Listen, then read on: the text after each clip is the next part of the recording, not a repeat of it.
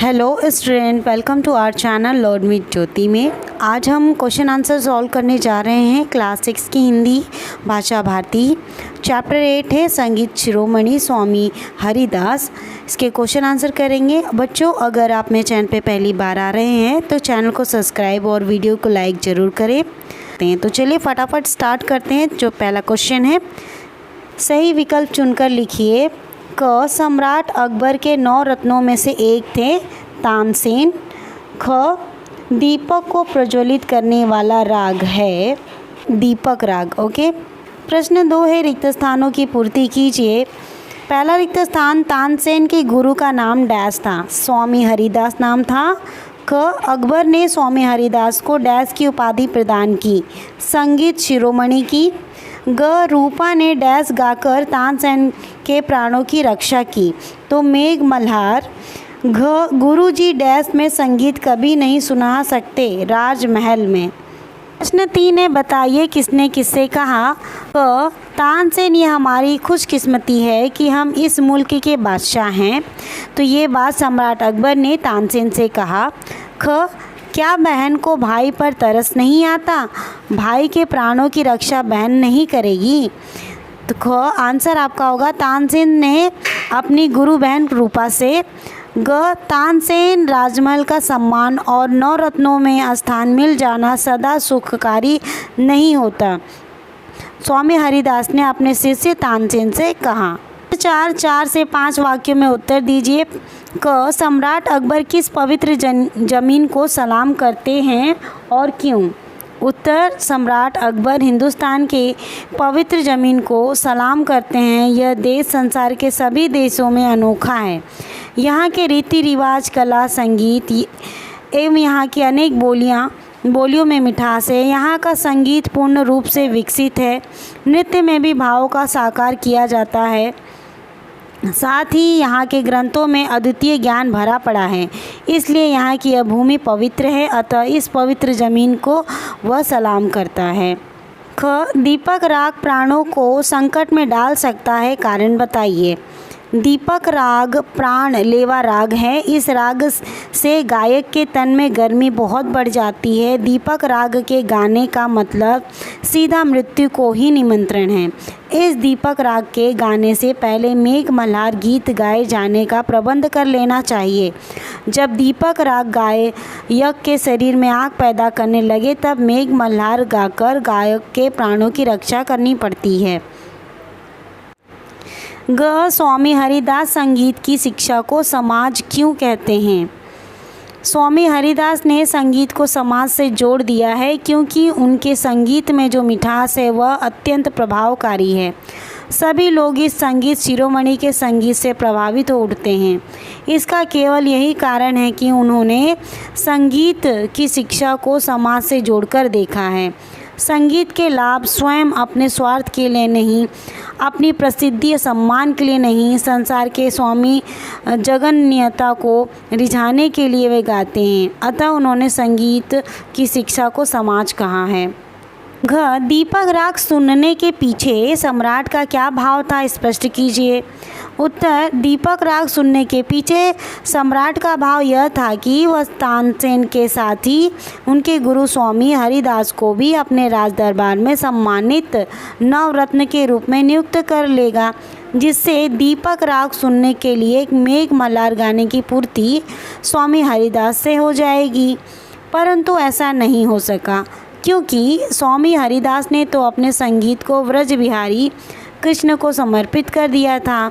वे कृष्ण की भक्ति में ही गीत गाते थे, किसी राज दरबार में स्वार्थ या लोभ के कारण नहीं। वास्तविकता तो यह भी थी कि राजा अकबर स्वामी हरिदास की परीक्षा लेना चाहता था कि वे स्वार्थ और लोभ के कारण तो संगीत को शिक्षा नहीं देते। अंग है, तानसेन और स्वामी हरिदास के गायन में मुख्य अंतर क्या है? तो उत्तर, तानसेन का गायन भी अच्छा था, लेकिन स्वामी हरिदास के गायन का कोई जवाब नहीं था। अर्थात तानसेन और हरिदास के गायन की तुलना नहीं की जा सकती, क्योंकि तानसेन को तो अपना गीत हिंदुस्तान के शहंशाह की खुशी के लिए गाना पड़ता था, जिससे उनके संगीत में पराधीनता परवशता आ जाती थी। जबकि स्वामी हरिदास जी तो संसार के स्वामी को रिझाने के लिए गाते थे, अर्थात वे अपना गीत गाने के लिए स्वाधीन थे। जब वे चाहते थे तो गाते थे, किसी के आदेश पर नहीं। यही अंतर था तानसेन और स्वामी हरिदास के गायन में। प्रश्न 5 है, सोचिए और बताइए। पहला प्रश्न, तानसेन ने अपने गुरु को अंतर्यामी क्यों कहा? उत्तर, तानसेन को गुरुदेव स्वामी हरिदास ने बहुत उदास देखा। उसका चेहरा उतरा हुआ था। ऐसा गुरुदेव के द्वारा पूछे जाने पर कि ऐसी क्या बात है जिससे तुम दुखी प्रतीत हो रहे हो? इसका उत्तर देते हुए तानसेन ने अपने गुरु को निवेदन किया कि हे गुरुदेव, आप तो अंतर्यामी हो। ऐसा कहते हुए स्पष्ट किया कि सम्राट अकबर मुझसे दीपक राग सुनना चाहते हैं, वह भी आज ही रात को। मुझे बताइए, मेघ मल्हार का प्रबंध किए बिना दीपक राग कैसे सुना जा सकता है? मेरी इस चिंता को आपने समझ लिया। आप वस्तुतः अंतर्यामी हैं। ख प्रश्न, अकबर के ने सम्राट होते हुए स्वयं को बदकिस्मत क्यों कहा? उत्तर, अकबर ने तानसेन से कहा कि राजा अकबर ने तुमसे दीपक राग सुनने की फरमाइश इसलिए की थी कि स्वामी हरिदास जी का मेघ मल्हार सुनने का मौका मिलेगा, पर बीच में रूपा के आ जाने से हम आपके गुरु से मेघ मल्हार सुनने से वंचित रह गए। तुम्हारे गुरु की गायकी सुनने की मन में इच्छा है, लेकिन हमारी बदकिस्मती है कि हमारी प्रार्थना उन्होंने स्वीकार नहीं की, क्योंकि वे राजभवन में संगीत नहीं गा सकते। तो अकबर ने स्वामी हरिदास के संगीत को जन्नत का संगीत क्यों कहा है? उत्तर, स्वामी हरिदास ने अपने आश्रम में संगीत सुनाते हुए सेवक वेशधारी सम्राट अकबर को और तानसेन को उनके हाव भाव से ही सही रूप में पहचान लिया। तब स्वामी हरिदास के चरण स्पर्श करते हुए अकबर ने कहा कि आपके संगीत को सुनने का मौका किसी अन्य तरीके से मिलना कठिन था। आज इस अपने नाटक द्वारा तानसेन और उसके सेवक बने अकबर ने उनका संगीत सुन लिया। सचमुच ही गुरुदेव, आपका संगीत जन्नत का संगीत है। प्रश्न 6, अनुमान और कल्पना के आधार पर उत्तर दीजिए। क प्रश्न, यदि निपुण गायिका रूपा तानसेन की मदद न करती तो क्या हो सकता था? उत्तर, तानसेन की मदद रूपा द्वारा न किए जाने पर वह दीपक राग नहीं गाता तो नवरत्नों में से उसे अपमानित करके निकाला जा सकता था। यदि रूपा मदद नहीं करती और राजहट के चलते तानसेन दीपक राग गाता तो उस राग की सिद्धि पर तानसेन के शरीर में अग्नि जल उठती और उसके प्राणों पर संकट आ पड़ता।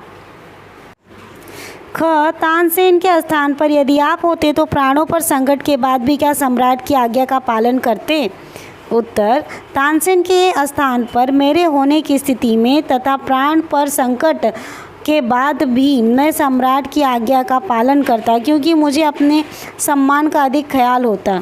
इतने समय तक राजभवन में नवरत्न के पद पर रहते हुए परीक्षा की घड़ी आने पर मैं किस प्रकार पीछे हटता, यह तो मेरे स्वाभिमान का प्रश्न बन गया होता। नेक्स्ट है भाषा की बात। पहला प्रश्न है, निम्नलिखित शब्दों का शुद्ध उच्चारण कीजिए और लिखिए। शुद्ध उच्चारण करना है। दृश्य, यशस्वी, सम्राट, वृंदावन, भैरवी, सिद्धि। प्रश्न नंबर 2 देखिए, निम्नलिखित शब्दों के शुद्ध रूप में लिखिए। शुद्ध रूप में लिखना है आपको यहाँ पे। तो यहाँ पे आप देखेंगे अंतर्यामी, निमंत्रण, प्रतीक्षा, सम्मान। ठीक है। प्रश्न 3 है, निम्नलिखित शब्दों में विशेषण और विशेष्य बताइए। तो यहाँ पे आपका विशेष्य है और विशेषण। विशेष्य में राधिका, भाग्य, अकबर, रत्न। विशेषण में निपुण, अच्छा, सम्राट, नौ। ओके। प्रश्न 4 देखिए। प्रश्न 4 में है, निम्नलिखित शब्दों के साथ उपसर्ग लगाकर नए शब्द बनाइए। तो यहाँ पे जो जितने शब्द दिए हैं उसके आगे आपको क्या लगाना है? उप लगाना है। उप शब्द लगाना है, ऐड करना है। तो उपधन स्थित यानी उपस्थित, उपधन करण उपकरण, उपधन लब्ध उपलब्ध, उपधन न्यास उपन्यास, उपधन वास उपवास। ठीक है। प्रश्न 5 देखिए, निम्नलिखित शब्दों का वाक्यों में प्रयोग कीजिए। तो पहला जो संगीत है इसका वाक्य प्रयोग देखिए। स्वामी हरिदास का संगीत वास्तव में जन्नत का संगीत था। विधाता, जन्म और मृत्यु तो विधाता का नियम है। दीवाना, तानसेन के संगीत ने राज दरबार में सभी श्रोताओं को दीवाना बना दिया। प्रभात बेला में आश्रम का वातावरण मन को हरने वाला था। प्रश्न 6 है, दिए गए अनुच्छेद में यथावस्थान विराम चिन्हों का प्रयोग कीजिए। आपको यहाँ पे अनुच्छेद दिया गया है, तो यहाँ पे जहाँ पे आपको लगता है कि यहाँ प्रश्नवाचक चिन्ह, पूर्ण विराम, कॉमा कहाँ कहाँ देना है, इस तरीके से आपको देना होगा अनुच्छेद में। यहाँ पे उत्तर है, आप चाहें तो स्क्रीनशॉट ले सकते हैं या फिर वीडियो को पॉज करके आप अपना आंसर लिख सकते हैं। तो बच्चों यहाँ पे जो चैप्टर 8 है के सारे आंसर कंप्लीट होते हैं। अगले वीडियो में मिलते हैं अगले चैप्टर के साथ। Till then bye bye.